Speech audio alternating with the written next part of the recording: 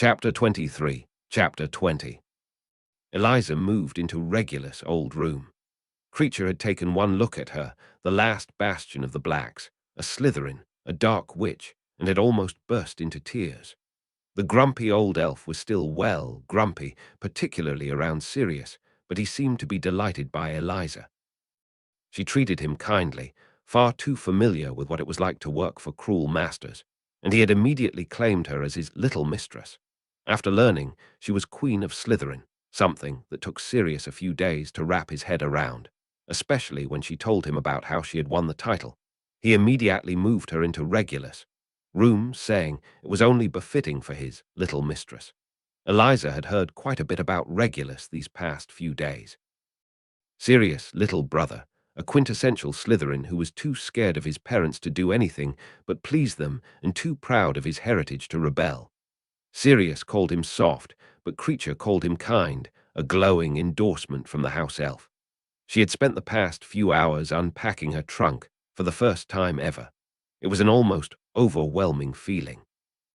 She had packed all her clothes away in her wardrobe, muggle and wizard alike, and after speaking to Creature, he gladly popped in with a huge standalone bookshelf to run alongside one of the walls of the bedroom, next to an old dark wood desk. Slowly, Eliza began filling up the bookshelves. She placed her school texts on the bottom shelf, going from first year to third year, although she gave Creature the Lockhart books so he could use them as kindling. Then she began stacking the shelves with all her other books, history ones, illegal ones, birthday gifts, and extra studies on runes and alchemy. It was ridiculous how much she had managed to fit into her trunk, really. She piled all of her potions texts onto one corner of a shelf and then her cauldron, obsessively ordering her empty phials and flasks. Once all of that had been emptied out of her trunk, what remained was only her most treasured items or miscellaneous bits and bobs that hadn't left the bottom of her trunk in years. She got to work. Stepping back sometime later, Eliza could almost cry. This was the first time she had ever seen all of her possessions in one place. On the shelf rested Daphne's journal, full of family magics. In an ornate frame rested a picture of her and her court. They were down by the Black Lake at the end of last year.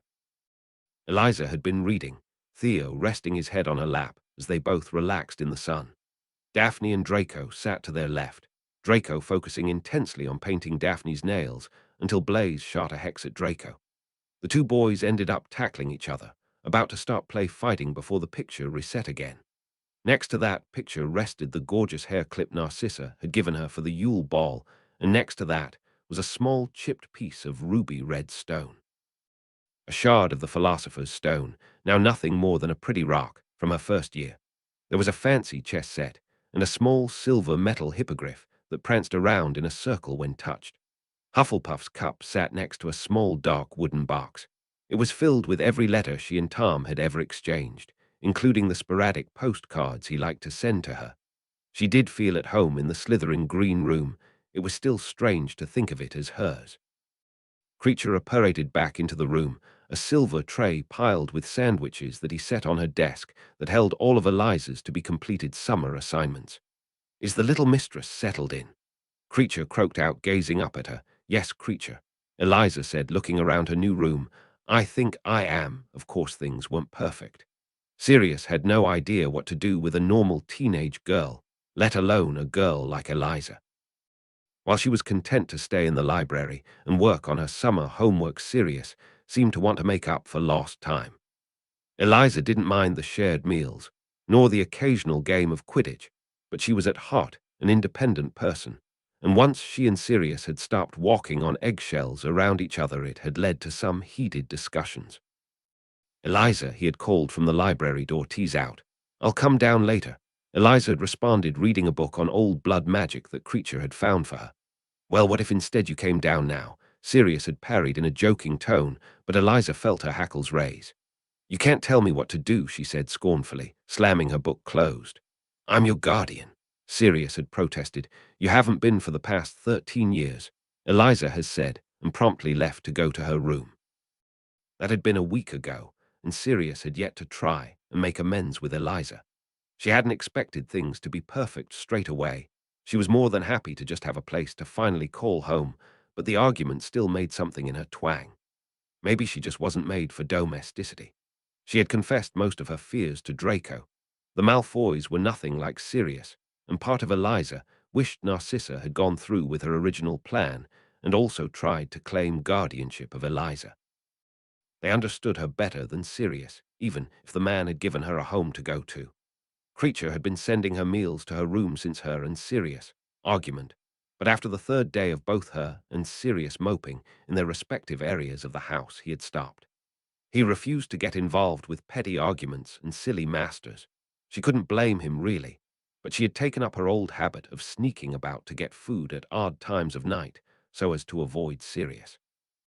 But that only worked for so long, mostly because Creature had locked both Eliza and Sirius in the kitchen after a week of them avoiding each other. "We need to talk," Sirius said eventually, and Eliza conceded, pushing herself up to sit on the kitchen counter. "Okay," Sirius said, heaving a sigh and running a hand through his unruly hair. "I'm not trying to be your father," he said eventually into the silence of the kitchen. "And I know you don't want me to be. I know that whatever James and Lily are to me, they won't ever be the same for you.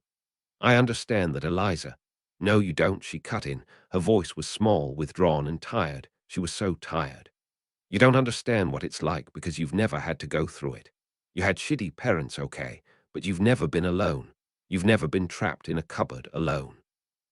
Locked in a cellar alone, pushed from the roof of a building because, hey, let's see if the freak can fly. Before Hogwarts, I have always been alone." Eliza finished meeting serious eyes that were shining wetly in the dawn light streaming through the kitchen window. "I've always been alone," she repeated before she could drive her point home. "So I'm independent and prideful. I don't like being told what to do, and I learned everything in my life the hard way, and so the only choice I know how to make is the hard one. I'm difficult, I'm not what you expect," but Eliza paused, taking a deep breath. "I'm willing to try, but I'm only willing to try if you are too." The silence that hung in the kitchen was heavy. It constricted her lungs, and she watched Sirius in tense anticipation. That seed of hope she had harbored in her chest since Ostara began to unfurl as she watched his pensive expression. "Please tell me you want to try, okay?" Sirius said finally. "Okay. So what now?" Eliza asked hesitantly as Sirius once again ran a hand through his hair. "Now we set some boundaries, and if you let me, I hug you to death." Eliza let out a choked laugh and slipped of the countertop, and Sirius immediately scooped her up into a crushing hug. It wasn't perfect, but it was theirs. Things were a lot better after that. She shared designated meals with Sirius, and if she ever wants a break, all she had to do was say and let Creature deliver her food. Sirius didn't like her snooping at the really dark magic books in the library, but when Eliza finally lets him see her own personal bookshelf, he quickly changed his stance, as long as she didn't intend to practice it. He taught her about the Black history and told her stories about Regulus. She even managed to share civil conversations with the portrait of Walburga Black, who simply adored her. She spent most of the time exploring the house after she completed all her summer assignments. Hogwarts work really was laughable after the year she had spent studying from Salazar Slytherin's personal library. She was sure she could sit her owls right now and pass. It was surprisingly in her own room that she made her first discovery. She had been putting away her alchemy assignment, essentially an in-depth look at the periodic table. Wizards were so behind on science it was laughable when her knuckles had accidentally rapped against the paneling. It sounded hollow. Never one to leave things be, Eliza investigated the drawer until finally she found a dip in the wood. Scraping at it with the tips of her fingernails, eventually she lifted up what was now obviously a false bottom of the drawer. Any magical means of protection would be detected. Sometimes simplicity was best. Pulling away the false bottom, her hands finally landed on a leather-bound, dusty journal. Taking it out of the drawer and resting it on top of her desk, Eliza stared at it curiously, brushing the thick layer of dust off it. This must be Regulus Black's. It felt like an invasion of privacy to read the thoughts of the dead heir, but once she started, she found she simply couldn't put the journal down. Mother and father argued again today. Things haven't been the same since Sirius got sorted into Gryffindor, but now he's even ignoring me. I wish things could be normal again. I start Hogwarts this year. It will be strange to be away from home. The Hat wanted me in Ravenclaw, but I managed to get into Slytherin. Sirius looked disappointed, but that can't be helped. Legacy is more important than the feelings of a 12-year-old, or mine. I'm enjoying Hogwarts, even if the lessons are dull, the people are nice.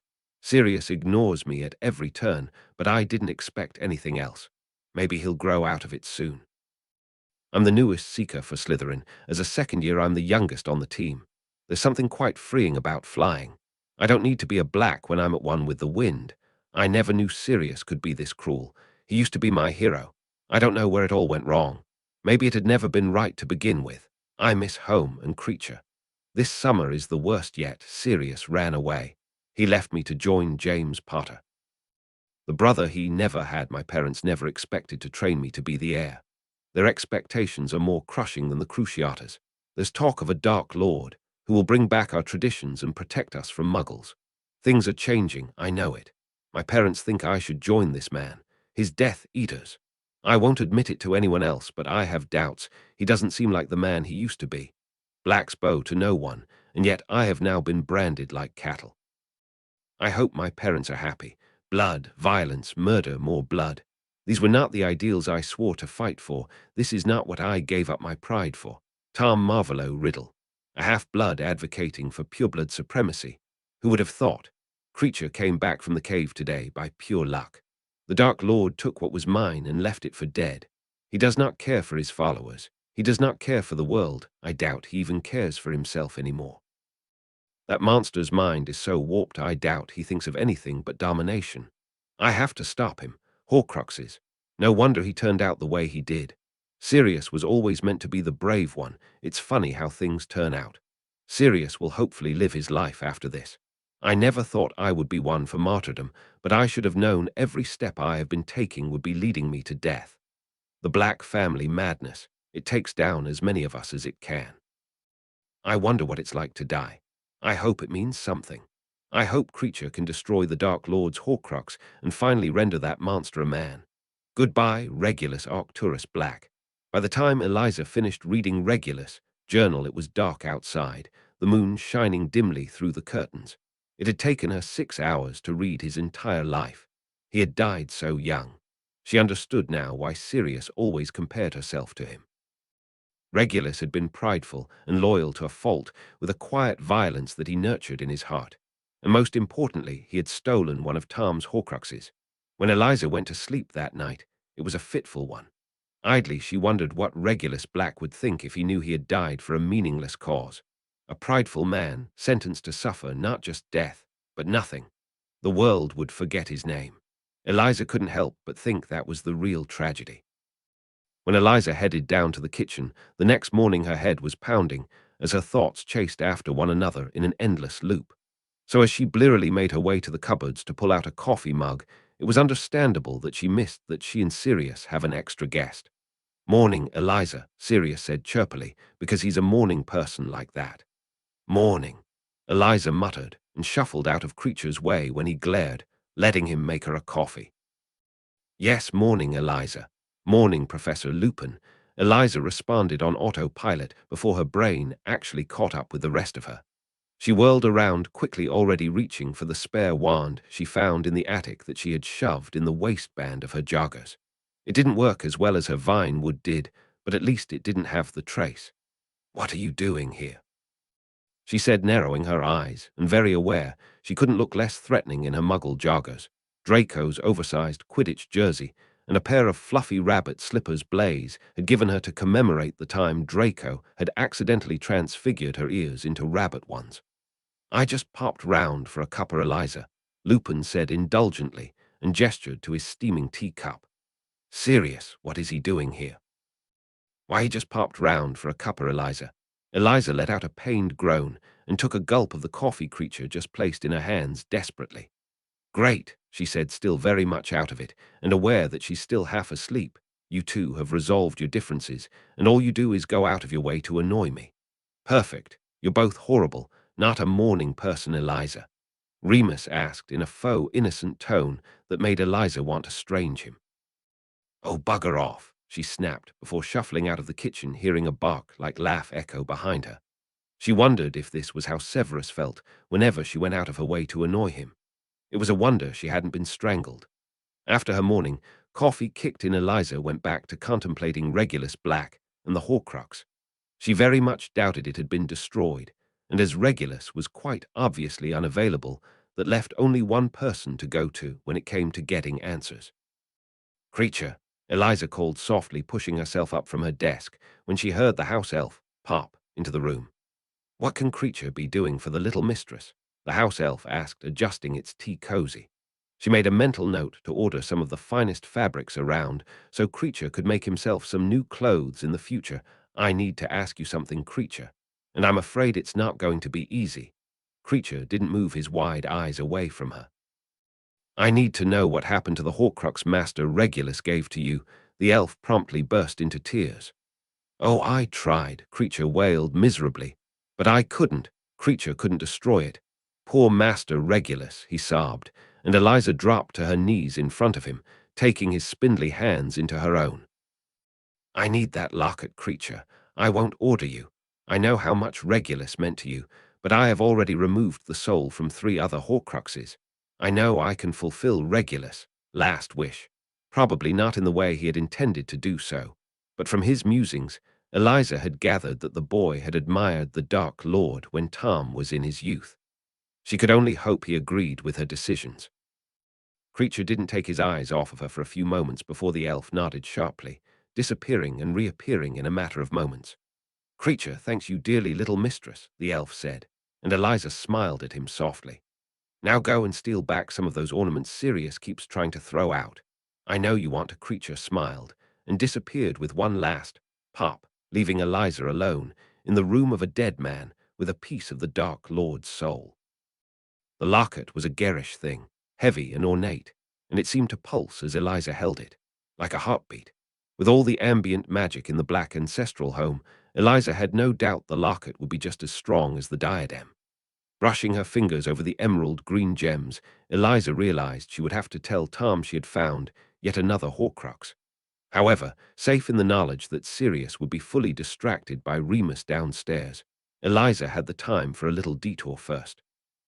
Breathing in deeply, she slipped the locket over her head and cupped it in her palm. "I'm here," she hissed in Parseltongue, and quickly she crashed, falling down and down and down into someone else's mind. When Eliza opened her eyes, she took a moment to assess her surroundings. Her Tom, the diary, had haunted Hogwarts. The diadem had haunted the Albanian forest. This looked just like a normal apartment. It was small for sure, a connected kitchen and living room with a door off the side that she assumed must lead to a bedroom. The window looked out onto what could only be Nocturne Alley. It was almost cozy. The walls were lined with books. There was a table in the corner where an old gramophone sat, and the coffee table in the middle of the room was laden with miscellaneous objects as it heavily tipped to one side. There was only one sofa in the room, and the pillows were a typical Slytherin green that had Eliza snorting. Overall, it looked more like the apartment of a broke scholar than an up-and-coming Dark Lord. "Hello, Riddle," Eliza said, not even needing to see the man to know he was sneaking up behind her. She turned around to face him anyway. "Hello," Riddle responding in kind, tilting his head as he studied her, which instantly told Eliza how much curiosity he was hiding. There was one thing common in all the soul pieces she had spoken to. They were all absolutely ravenous for knowledge. "And just who are you?" Riddle spoke, the smooth baritone of his voice dripping like honey as he slowly moved forward. His hair was the same, dark and wavy, but his eyes, like the diadems, were a deep crimson. She wondered if it was an effect of splitting his soul too many times or simply another ritual gone wrong. "I'm sure it would be easier to simply show you," Eliza suggested lazily, even as Riddle prowled closer. She had no need to be afraid of Riddle, not anymore. "So fearless," Riddle purred as he finally stopped in front of her. "Maybe it's you who should be scared," Eliza countered even when Riddle crooked a finger under her chin, forcing her to look up into his ruby-red eyes. They reminded her of the Philosopher's Stone. "We shall see," Riddle said, and then he slipped into her mind. Memories flashed rapidly behind her eyes, but shockingly, he only took what he needed, saw only what she directed him to. An erratic and insane Voldemort, flesh burning beneath her fingers. "My name is Tom Riddle, and you are." The drip, drip, drip of the chamber, a change of fate with an unbreakable vow, and all the plans that suddenly follow, the waltz in the woods with the diadem. Who am I? Who am I? Who am I? Hello, little Horcrux, he whispered into her mind, and Eliza felt those words claw into her, permeating her to her very soul before he suddenly withdrew, and they're both standing breathless in the apartment once more, his hand now cupping her cheek. Oh, Eliza, he breathed, and somehow he made her name sound like a sin. What a treasure you are. Eliza jolted awake suddenly when she heard Sirius knocking at her door. She left the locket behind. She joined Sirius and Remus for a day out in Diagon, but no matter how hard she tried, she couldn't leave behind the feeling of Riddle's burning gaze. The weeks pass quickly now she has the locket. She talked to Riddle every night, and she's once again struck by how different the Horcruxes are. Although not as mature and confident as the diadem, Riddle was more even-tempered than her Tom. He wasn't as restless now, and they spent most of their nights sat draped over each other on the sofa swapping stories. Eliza told Riddle about her studies, her court, and Riddle in turn bemoaned what he had been stuck doing after he left Hogwarts. The thought of dark lords and customer service was a hysterical combination. She was also proven right about him, having slowly changed his accent over the years. She dropped in unannounced one day, and Riddle stumbled in front of her, stubbing his toe on the corner of the coffee table.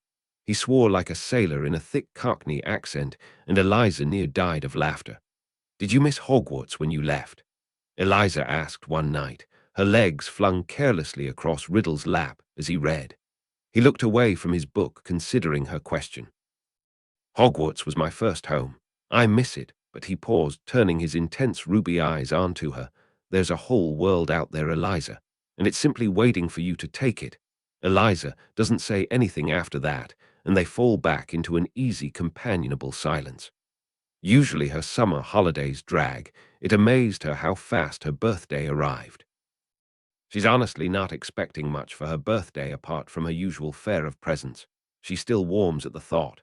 So when she finally stumbled down the stairs in the morning, she balked at the sight in front of her. The kitchen table was laden with stacks of presents in a myriad of brightly colored wrapping paper. Remus was sat at the table sipping a cup of tea, and the chair next to him was suspiciously empty. Her suspicions were proven to be correct a second later when she was practically tackled by Sirius in his dog form. Falling to the floor under the weight of the grim Eliza, let out a stream of laughter as Sirius wagged his tail madly. "Get off me, you mutt!" Eliza choked out between laughs as she tried to shove Sirius from where he'd settled on her chest. Sirius let out a whine that could only be a dog's version of hell no, and Eliza looked up imploringly at Remus, who was trying his best to ignore the two of them. "Remus, help me. What's the magic word?" Remus asked, because he was just an absolute bastard like that. Eliza had heard enough stories from the both of them to know what the marauders were like. Wrestling her backup wand from the waistband of her jeans, Eliza fired a stinging hex at Remus, and finally succeeded in rolling out from under Sirius, stumbling to her feet. "Happy birthday, pup!"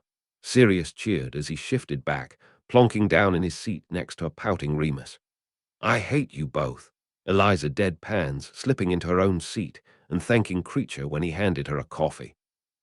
"No, you don't," Sirius trilled, and then began shoving presents across the table towards her. "Now open your presents." Eliza rolled her eyes fondly and started digging into her stack of gifts. She started with what was obviously Sirius, going by the bright red and gold wrapping paper, and when she finally saw what was inside, she gasped in surprise. "It's the Black Family Grimoire," Sirius explained. "I didn't know if you'd be interested, but I love it." Eliza cut him off immediately. "I love it." She set the grimoire aside reverently and then moved on. Remus has given her a giant box of chocolates, which she didn't hesitate to share with the man. Theo had given her a brand new knife set for ancient runes. The different metals interacted differently when carving, and Eliza had been wanting to experiment for ages.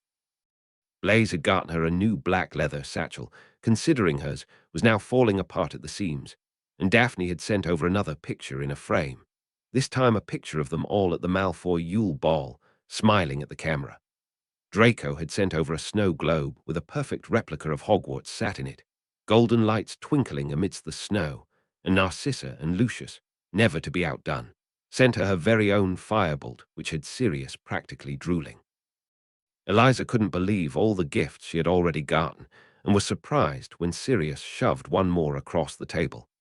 "Now, I'm not going to tell you why you need these this year, but you do," Sirius explained, and then looked oddly nervous as he bit his lip.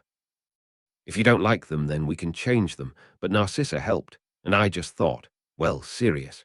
Eliza cut off the man's ramblings. "I'm sure I'll love it." Lifting the lid off the box, Eliza gasped at what she saw, lifting the dress and shaking it out to see it properly.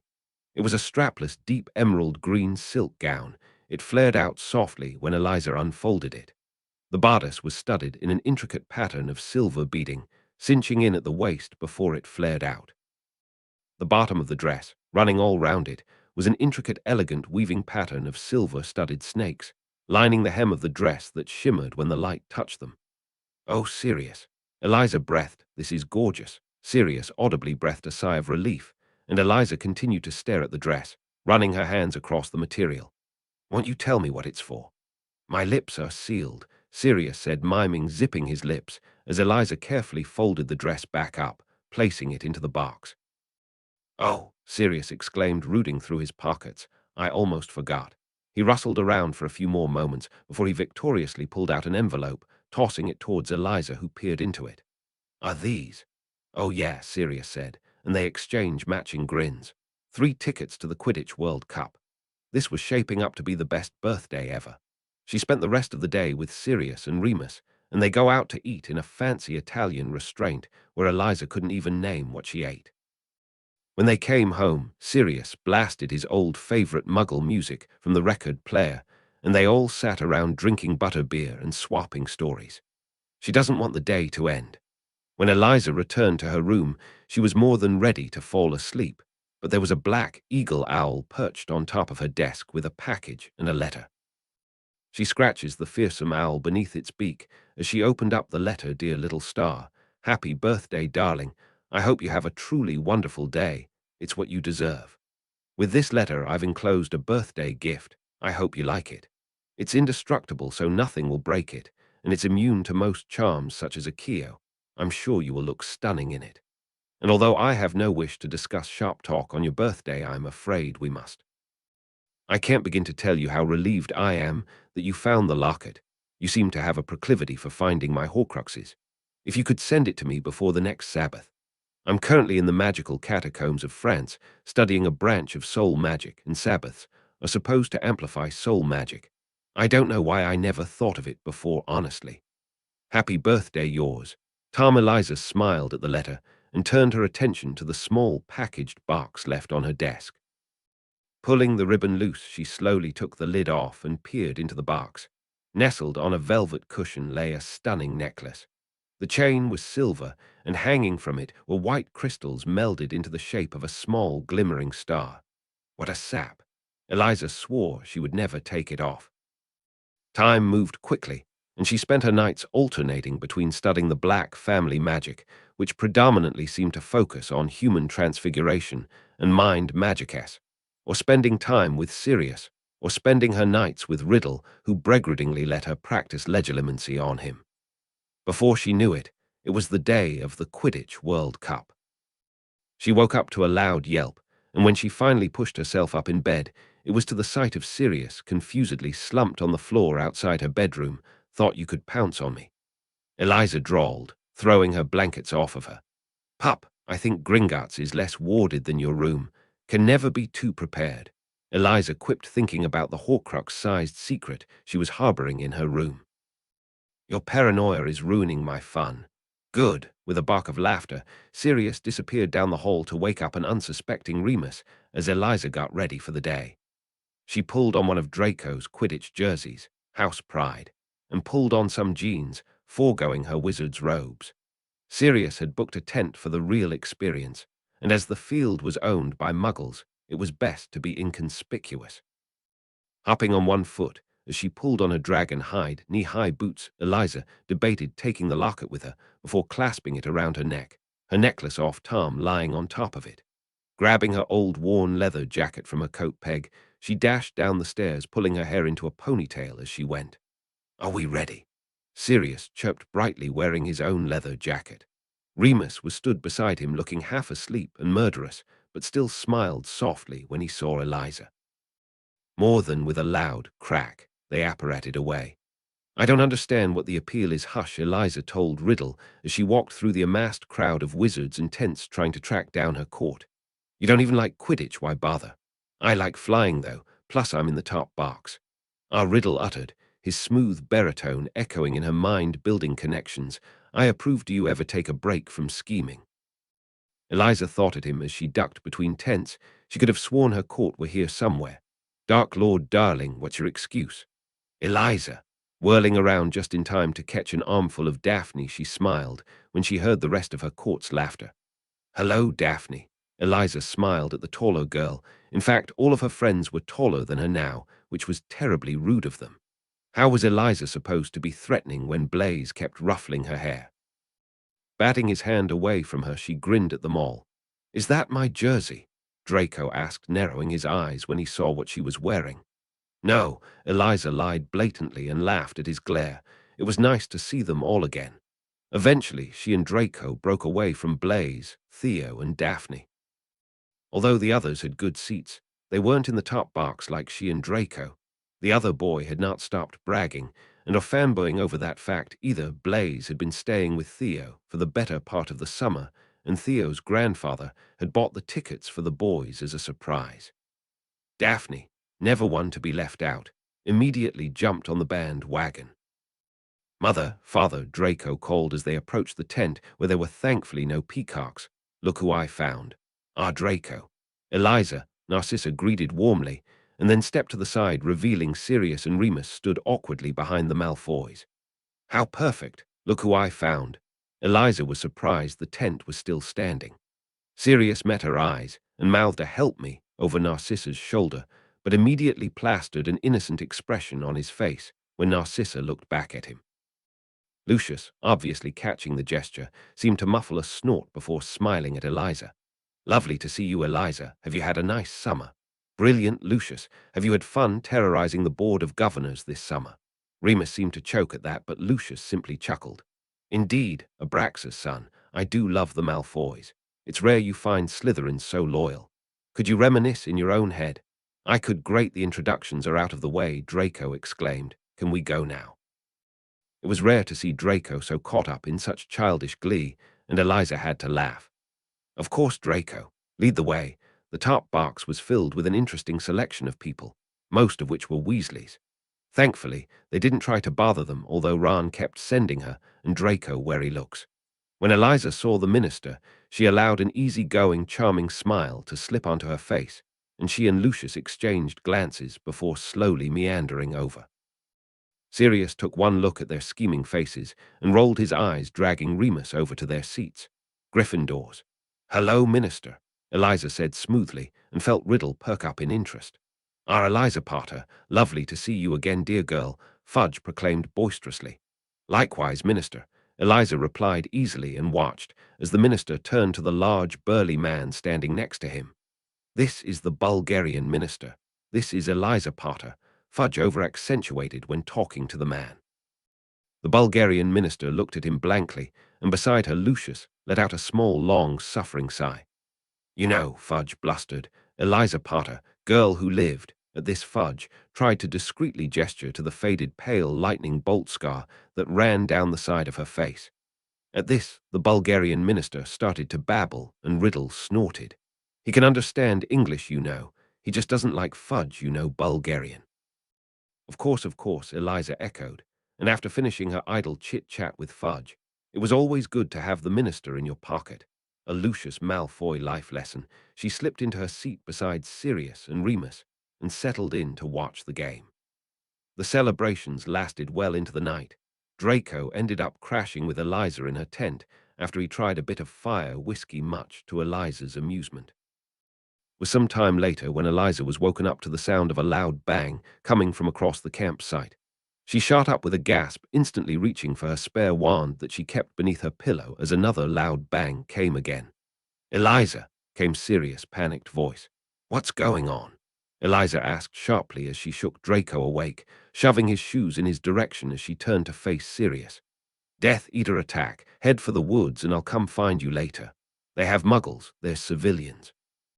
I need to help. She sometimes forgot that Sirius used to be one of the top auras before the war, if there had ever been a time before the war. Go, Eliza said sharply. You know I can hold my own. Sirius let out a sigh of relief, but before he dashed out, he leveled her with a serious stare. Stay safe. I'll be back as soon as I can. Eliza nodded and turned to Draco, who now stood, wild-eyed and panicked. Death Eaters at the World Cup. This wasn't Tom's doing. It could just be a random attack, but get out of there, and don't risk it. Came Riddle's voice, clear and sharp, and Eliza nodded decisively, grabbing Draco's sleeve and dragging him out the tent, pocketing the dagger she had kept under her pillow as she went. You could never be too careful. Immediately they were assaulted by burning tents and smoke as they battled their way through the crowd. My parents. We don't know where your parents stand, Draco. My priority is keeping you safe. Everything else we can worry about later. Draco swallowed loudly, but nodded in agreement as they ducked and weaved through the trees until they reached the tree line. It was cold and dark, but Eliza wouldn't risk casting a Lumos in case it alerted anyone of their presence. They kept walking in silence until finally they reached a small clearing in the trees lit up by moonlight. We can stay here for a while, Eliza ordered, and Draco slumped against one of the tree trunks, running a hand through his blonde hair. Do you think? I don't know, Draco. I don't know, and it was true. Was this Voldemort finally acting at last? Was it a desperate stunt by Death Eaters who had no concept over what they had truly been fighting for? And was Lucius among them? She didn't know. It's okay, little star. Just focus on staying safe. Riddle's voice had no right being as soothing as it was. Could only have been 10 minutes before a rustling came from the trees around them. Eliza immediately raised her wand, keeping it trained on the figures moving in the trees before them. A curse was on her lips before she finally saw who it was who had stumbled upon them in the forest. Theo and Blaze both stumbled into the clearing, Daphne thrashing in their arms as she sobbed hysterically. Daphne, Draco called, rushing over to the hysterical girl, grabbing her and pulling her in closely. What's going on? It's Astoria, Daphne choked out between sobs. We got separated. I don't know where she is. I don't. Draco cut off her hysterical words by pulling her closer, whispering soothing words to her in an effort to calm down. Daphne was usually unshakable, but nothing was more important than family, and hers was now under threat. Where did you last see her? Eliza asked coolly, already feeling herself entering a different frame of mind, where everything fell away, and it was just her and her instincts and her mind screaming at her to act. We had just passed the tents where Selwyn had been staying. Eliza nodded. Don't do it, Eliza, Theo said warningly, stepping away from Daphne and Draco. Eliza turned her glare onto him. You have no right to question me. I do, when you're just going to run off into danger. I have a right to be worried. Theo spoke angrily over Daphne's sobs, and Eliza sighed. They didn't have time for this. He has a point, darling. This is Daphne's sister. How am I meant to rule when I can't look after my subjects? Riddle fell silent after that, and Eliza turned her attention back to her court. Stay here.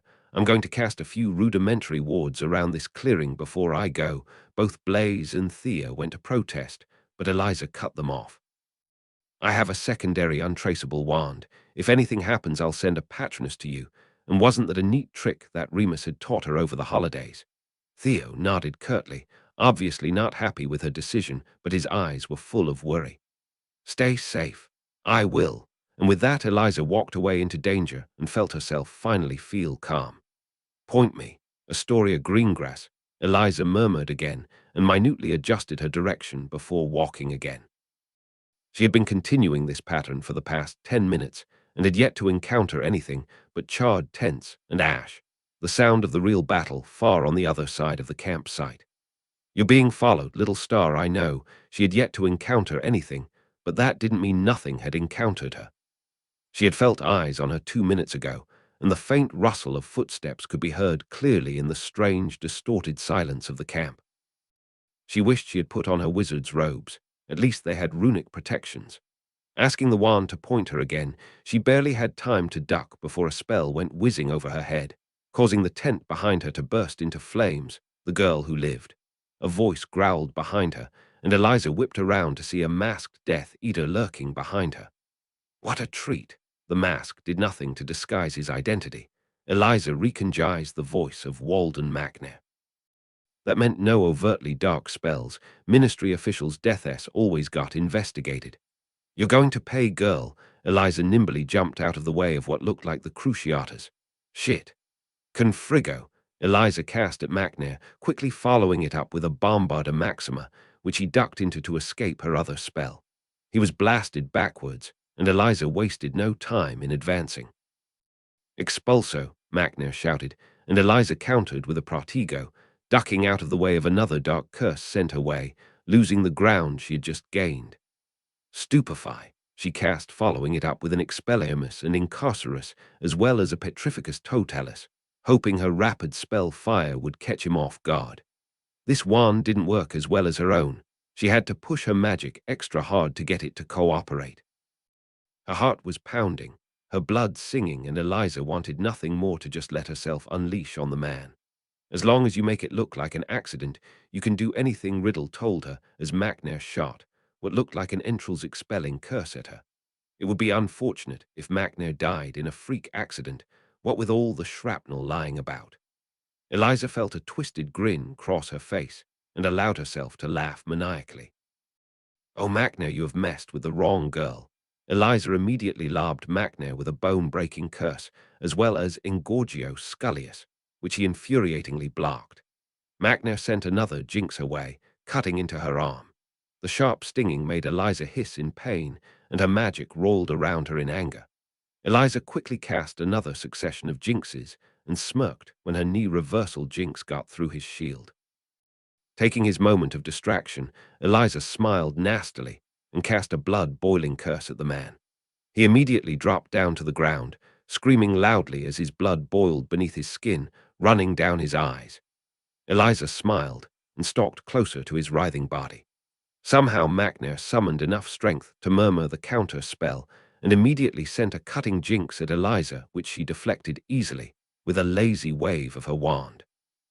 Now that wasn't very nice, she cooed, reveling in finally having the upper hand. Crucio, she purred and watched as the man immediately contorted, screaming out in agony.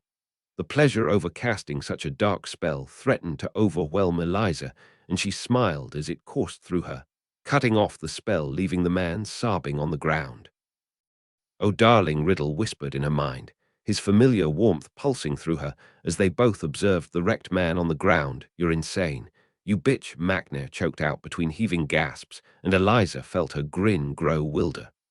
It's a shame we can't spend more time with each other, but as it is, she quipped and raised her wand one last time, leaving so soon, Potter, without your guest.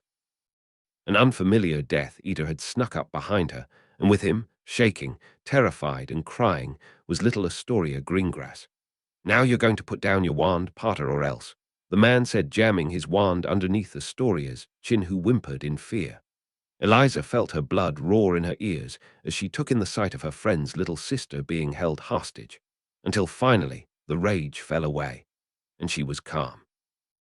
Eliza lowered her wand slightly, and as the Death Eater watched that action, Eliza discreetly dug into her pocket for the dagger she had taken with her when she left the tent. That's it, Potter.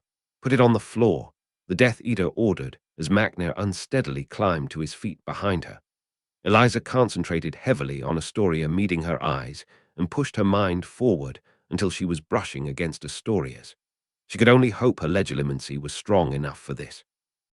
Get ready to duck, Eliza imprinted into Astoria's mind and smirked when Astoria discreetly nodded her head back wide-eyed. Blacks were supposed to have a proclivity for the mind arts. She was glad it worked. You know, Eliza said calmly, a smile showing too many teeth pulling at her lips, I don't think I will. Quick as lightning, Eliza struck. With deadly precision, she threw her dagger at the Death Eater's throat, Astoria ducking out of his hold. In the same breath, Eliza whirled around to face Macnair, casting a Defindo straight at the man. The fight was over in seconds. Macnair let out a choked, gurgled gasp as the severing charm hit his throat, severing his jugular. His hands raised to his throat, red blood bubbling through his fingers before he fell to the ground with a loud thump.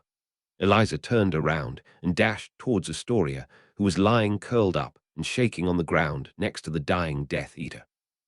A knife had embedded itself shallowly in his chest, incapacitating him but leaving him alive. "Is he dead?" Astoria whispered through small sobs. Not yet. Eliza couldn't tell if that was Riddle's voice or her own. "Close your eyes, Astoria," Eliza murmured gently, a sharp contrast with her bloodied, mud-covered form. "You've been so brave. You just need to be brave for a bit longer," Astoria whimpered and closed her eyes, burying her face in her knees as Eliza stood over the Death Eater. He was heaving, gasping for breath as he feebly tried to remove the dagger. Even with the black robes, Eliza could see how they were soaked in blood. She removed her dagger and ignored how the warm blood felt on her palms. Breaking off a stray plank of wood with a great pull, Eliza chipped at it slowly until it resembled a crudely fashioned spike. She would remove the mask from Macnair and leave his body.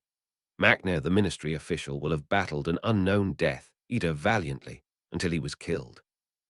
His last spell, a Bombarda Maxima when they check, will have hit the Death Eater, sending him flying until he was accidentally impaled on stray shrapnel. She and Astoria will have been in the forest with her friends, completely uninvolved. Steadying herself, Eliza lifted the wooden spike up high and slammed it down through the man's torso. A scream died in his throat, and his body gave a terrifying lurch before he fell back, dead on the ground. Astoria. Eliza breathed, stepping away from the bodies. "It's okay now. The bad guys are gone." Astoria peeked up at Eliza, eyes still wet with tears, before she threw herself at the other girl, disregarding the fact that she was covered in blood. "I was so scared," Astoria sobbed, and Eliza held her closer. "I know," she soothed. "I know. Now let's get you back to your sister, okay?" Astoria nodded, but didn't let go of Eliza's arm, clinging onto it with dear life. Raising her right hand, Eliza hissed when it stung sharply from the cut she gained earlier. Focusing on the faces of her court, safe and protected in the middle of the forest and nowhere near the charred camp site stained in blood, she cast her patroness. Her hippogriff pounced out of the room loftily. Unlike its usually playful self, it stood ramrod straight, as if it knew just what exactly had occurred. Astoria let out a tiny gasp of delight, and Eliza was struck with how young he was. When Eliza had been in her second year, she had walked into a chamber to face a dark lord and a 60-foot basilisk, blood already staining her hands. Eliza would gladly kill anyone if it meant keeping her court safe and untarnished. "Tell Daphne Greengrass that I have Astoria. We are both safe now, and that the situation has been dealt with." The hippogriff nodded and soared off towards the direction of the clearing she knew her court was, as she and Astoria slowly stumbled in the direction of safety. When they both passed the protection of the wards, she immediately heard a scream. Daphne ran up to them and scooped Astoria into her arms, the two sisters both sobbing as they were reunited. "Eliza!" Her name was shouted, and Eliza's head snapped up in surprise over seeing Sirius and Remus stood beside her court, Lucius and Narcissa there as well, clutching onto Draco as they all looked at her in horror. "I'm fine," Eliza said coolly, prying her arm out of Astoria's grip. "You are not fine," Sirius roared. "Look at you." "I'm fine," Eliza repeated. "I only have a cut on my arm." "Then who's Sirius?" cut himself off, eyes lighting up in horrified realization. "Eliza," Narcissa said softly, walking toward her. "What happened?" "I was cornered by Macnair," Eliza recited dully. "Some other Death Eater captured Astoria to get me to comply. I wouldn't let that happen." She wondered what she looked like, clothes ripped, covered in mud and dirt, clammy hands tightly wrapped around a wand that wasn't hers, and covered in murdered men's blood. "They would have killed me, so I had to kill them," went unsaid. "And what's the official story?" Narcissa said, as fast and accepting as ever. Eliza wanted nothing more than to slump into her comforting embrace, but she knew it wouldn't end well.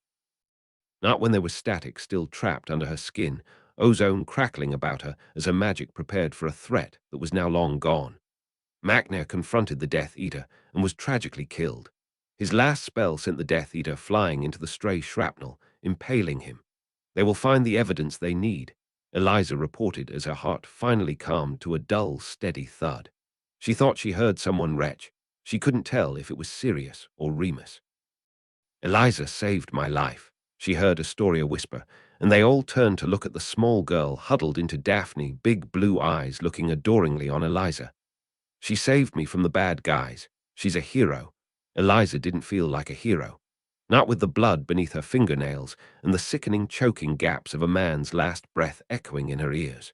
She had never truly killed before. It was an odd experience. Okay, serious-breathed, we're all okay. And then he walked forward and wrapped Eliza into a near-strangling hug. You're okay. Let's get you home, kid. Eliza watched as the blood swirled down the drain as she stood under the torrent of water. She had scrubbed every inch of herself raw, and yet she still felt the phantom, sticky touch of blood on her hands. Killing was different, thought Eliza as she switched off the shower. She knew she wasn't a nice person, knew there was something just a bit different about her, and probably always would be. She had proclivity towards violence, wasn't fully calm until she had ripped something apart, whether it be with her words or with her magic. But she had never really killed before, or at least not intentionally. She wasn't sure why it bothered her so much. The torture hadn't. She had practically reveled in it when she had placed Macnair under the cruciatus.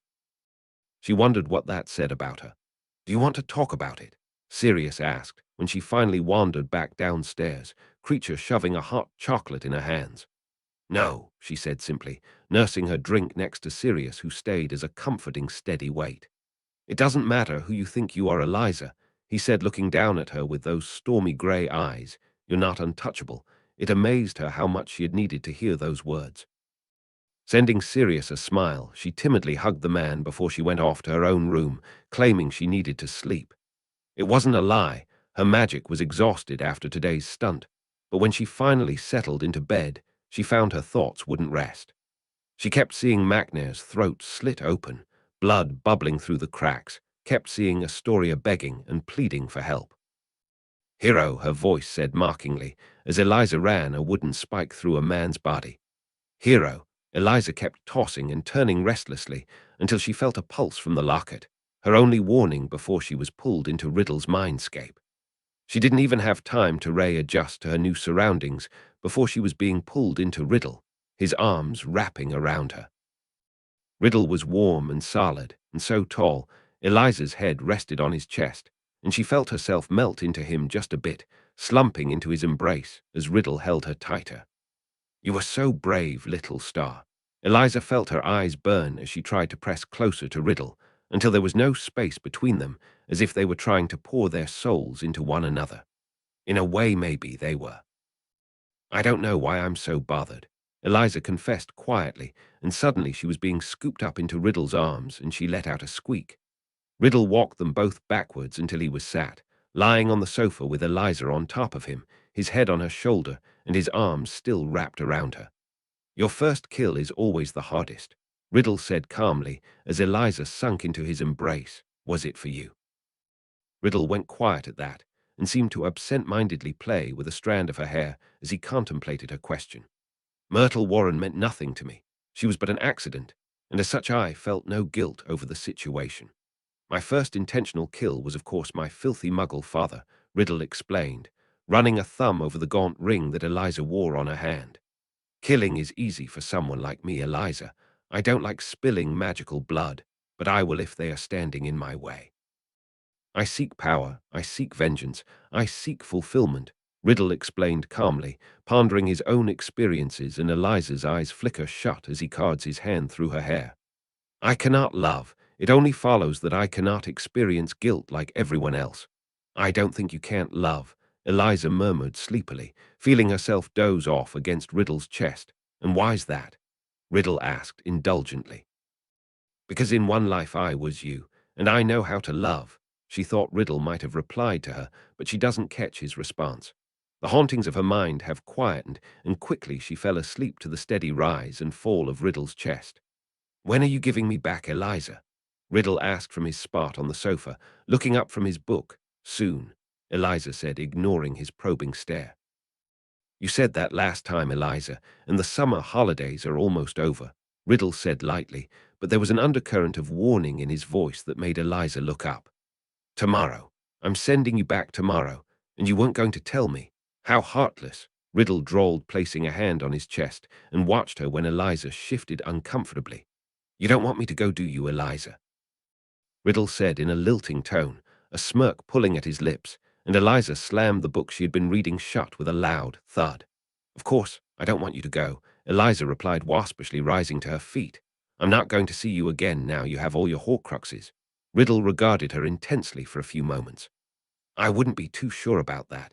Eliza didn't even bother responding to his preoccupied musings, and instead tried to look anywhere but at the budding Dark Lord. Well, I refuse to let our last night together be so depressing, Riddle proclaimed, leaping to his feet. What? Eliza questioned, narrowing her eyes at him as he sauntered over to the record player on the table. She watched as he flicked through his pile of records with his long fingers until he let out a victorious proclamation. Eliza watched as Riddle set the vinyl beneath the needle, and soon upbeat, lively jazz music was filling the air. With a click, the furniture in the room vanished, leaving a wide open space that Riddle crossed to join her. He took her hands in his large ones and looked down at her with a crooked smile that made her heart pound. I take it you've never swing danced before? Riddle asked, raising his eyebrows. Eliza shook her head, a smile playing at her lips. Riddle's nose scrunched, and his grin grew wider before he suddenly spun her under his arm, pulling her back in viper fast, and started moving around the room in time with the upbeat music. Then I'll just have to teach you. Eliza laughed delightedly as Riddle picked her up by the waist and lifted her up the ground, having her copy the steps he made. She didn't know how long she spent bouncing around the room with Riddle, but by the time they stopped, she was breathless, and her sides ached from how much she laughed. I think I'll miss you, Eliza said, in a moment of vulnerability, meeting Riddle's haunting blood-red eyes. Riddle raised his hand to her cheek, running a thumb delicately down her scar in a parody of their first meeting. I believe I shall miss you too. She fell asleep that night to the melody of a jazz score and the echo of Riddle's laughter. The last day of August, she sent Hedwig off with the locket and a letter with a small pang in her heart. She hated how much it felt like goodbye.